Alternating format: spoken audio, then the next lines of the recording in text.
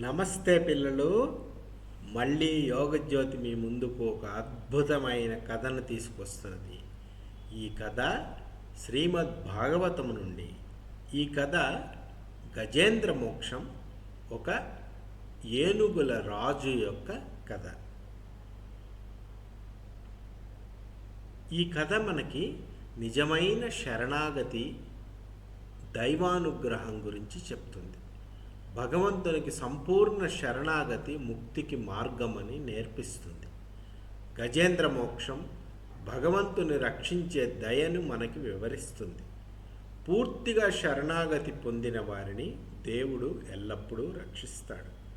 మీ హృదయపూర్వకంగా శరణాగతి చేస్తే దైవం యొక్క రక్షణను మనకి పొందుతాము.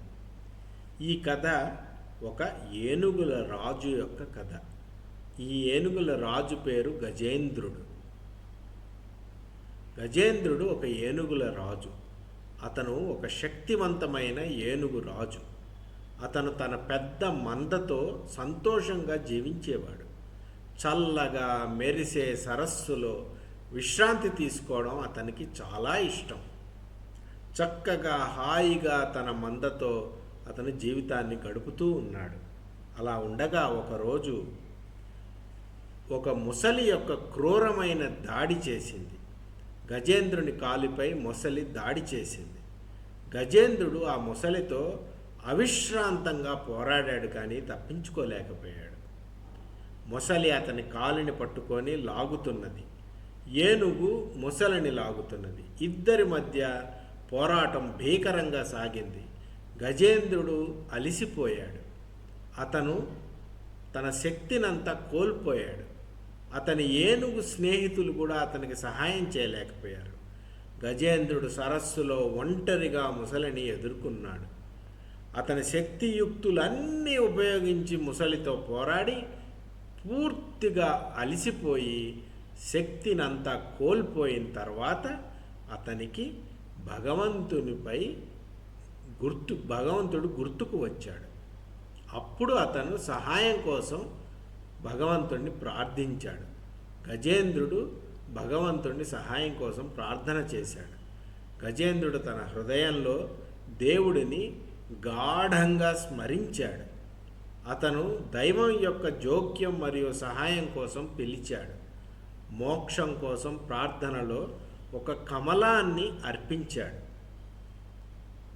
అయితే పిల్లలు, మీరు ఇక్కడ తెలుసుకోవాల్సింది ఏంటంటే, భగవంతుడు మనం అతనికి ఏమి అర్పిస్తాము అనే విషయం కంటే కూడా హృదయంలో మనకి ఎంత ప్రేమ ఉన్నది, విశ్వాసం ఉన్నది అనేది చూస్తాడు.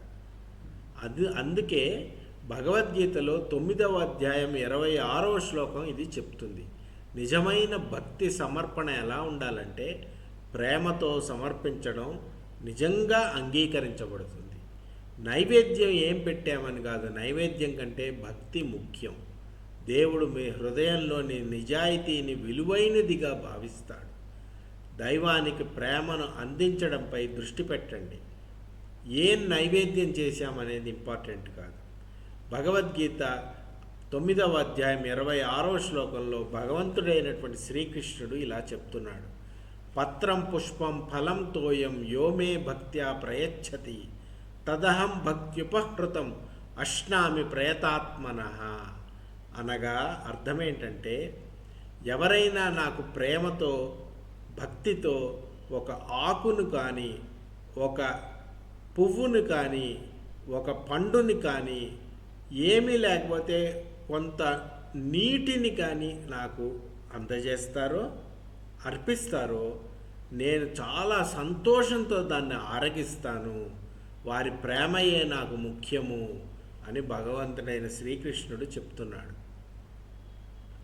అందుచేత ఈ గజేంద్రుడు ప్రేమతో ఒక కమలం పువ్వును శ్రీకృష్ణుడికి అర్పించి ధ్యానించి అతని సహాయాన్ని అర్థించినంతనే విష్ణువు గజేంద్రుడిని రక్షించాడు.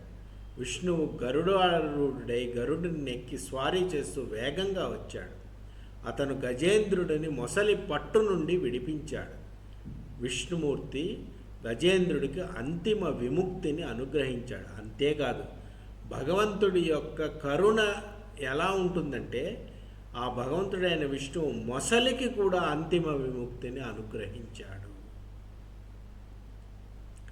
లోతైన జీవిత పాఠాలు నేర్చుకోవచ్చు ఈ కథ నుండి. ఇది ఉత్తి కథ కాదు, దీని నుండి మనం ఎన్నో పాఠాలు నేర్చుకోవచ్చు. చాలా లోతైన ఆధ్యాత్మిక పాఠాలు నేర్చుకోవచ్చు.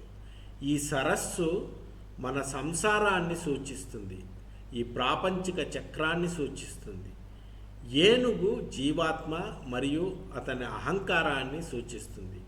ఎప్పుడైతే ఏనుగు నాకు శక్తి ఉన్నది, నేను మొసలితో యుద్ధం చేయగలను అనుకున్నాడో, అది అతని అహంకారాన్ని సూచిస్తుంది. ఎప్పుడైతే అతను శక్తి నాది కాదు, భగవంతుని శక్తి అని భగవంతునితో శరణాగతి చేశాడో, అప్పుడు భగవంతుని సహాయం అతనికి లభించింది. మొసలి జీవితంలోని అహంకారపూరిత ఇబ్బందులను సూచిస్తుంది. దైవిక శక్తిని గుర్తించడం వల్ల అహంకారం నుండి విముక్తి లభిస్తుంది.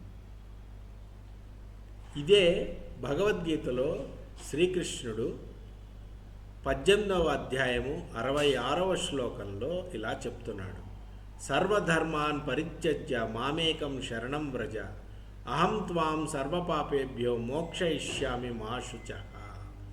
దాని అర్థం ఏంటంటే, అన్ని రకాల ధర్మాలను విడిచిపెట్టి నాకు శరణాగతి చేయుము, నేను నిన్ను అన్ని పాప ప్రతిచర్యల నుండి విముక్తి చేస్తాను, భయపడకము అని శ్రీకృష్ణుని వాగ్దానం. అన్ని విధులను విడిచిపెట్టు, నాకు మాత్రమే శరణాగతి చేయి, నేను నిన్ను అన్ని భయాల నుండి రక్షిస్తాను అని భగవంతుని యొక్క రక్షణ గురించి శ్రీకృష్ణుని వాగ్దానం. చూసారా పిల్లలు, ఈ విధంగా మనము భగవద్గీతలో చెప్పినటువంటి అద్భుతమైనటువంటి విషయాలను మనము నేర్చుకున్నాము. సంతోషం.